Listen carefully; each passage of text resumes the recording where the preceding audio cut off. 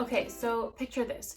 You just got a new part-time job as a student and you're looking for options on how your financial future may look like. Well, having some basic knowledge about what TFSAs are and how they work, what contribution limits are a great place to start and should be the first on your list. And if you have no idea what that is, which I'm assuming you don't because you clicked on this video, then just keep watching.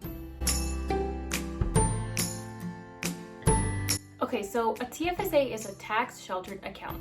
This means that any capital that's put into your TFSA account can be withdrawn tax-free and is protected from taxes. TFSAs are usually used to protect investments like stocks, bonds, mutual funds, GICs, and any other kind of investment. So if you're still a little bit confused, let me give you an example. Say you put $1,000 in a non-tax sheltered account, and you put another $1,000 in a tax-sheltered account like the TFSA. The $1,000 income that's not in the tax-sheltered account will end up being taxed, let's say 20%, and you'll only end up with $800. Whereas in the tax-sheltered account like the TFSA, it won't be taxed and you'll still end up with your $1,000 at the end of the day. So the TFSA saves you from that 20% tax. In order to be eligible for a TFSA, you have to be Canadian and have a SIN number. Now, the actual eligibility for age depends on what province you're in. So if you live in any province in Canada, except for BC, Nova Scotia, Newfoundland, and New Brunswick, you have to be 18. For any of the provinces that I just named,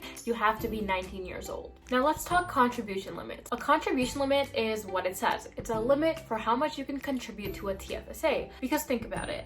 If there was no contribution limit to a TFSA, everyone would input all of their income into a TFSA to pay no taxes, and we have to pay taxes. So the contribution limit actually depends person to person, and it depends on when you turned 18. The contribution limit for a TFSA depends every year. The limit for 2021 right now is $6,000, but for every year that you don't use your contribution limit since you turned 18, it rolls over to the next year. If you haven't used your TFSA since you turned 18, it's grown and rolled over every year since that year. So if you turned 18 in 2021, your contribution limit is $6,000. And if you turned 18 in 2018, your contribution limit would be $23,500.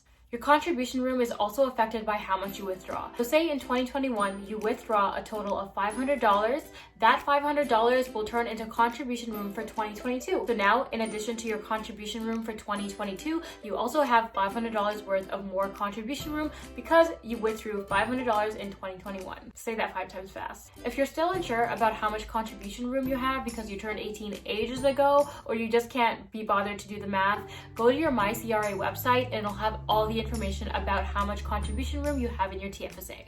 So there's many ways you can open a TFSA, and lucky for you, we've partnered with Wealthsimple to give you a $50 bonus when you sign up with our link below. Wealthsimple has a wealth, yes, I said that on purpose, of knowledge, tips, tricks, and they take you through everything to get your TFSA started and secure your financial future. Let me know if you have any questions below, put them in the comments. I'll reply to as many as I can. So make sure you subscribe to GrantMe. We're gonna have a lot of videos about essay tips, scholarships, and everything you need to know to secure your financial future.